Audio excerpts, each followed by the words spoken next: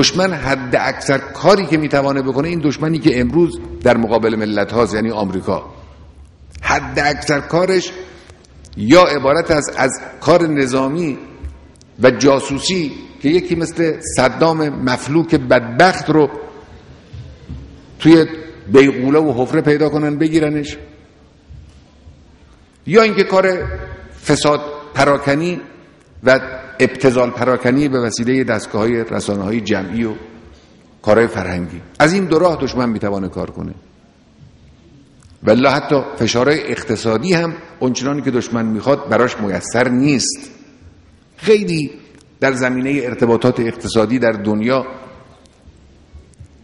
گوشه و کنارها و پیچیدگی‌هایی وجود داره. اینجور نیست که اگر بخوان یک ملتی رو از لحاظ اقتصادی بیچاره کنن بتونن.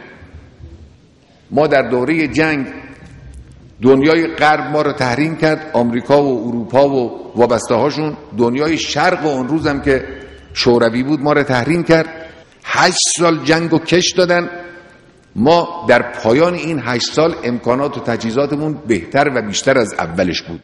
اینجور نیست که دشمن هر کار بخواد بکنه. غلبه نظامی هم بر یک مجموعه مثل مجموعه صدام که هم خودش خائن بود، هم خودش زبون بود، هم دوروریاش به او خیانت میکردن، او به ملتش خیانت میکرد، دوروریاش هم به او خیانت میکرد.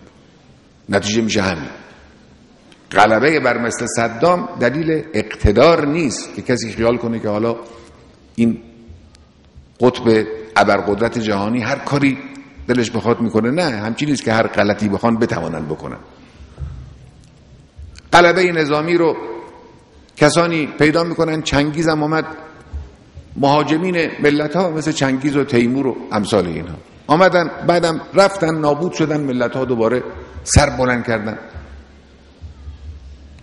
اونجایی که ملت ها بخوان و بایستن، هیچ دشمنی در مقابل ملت ها نمیتوانه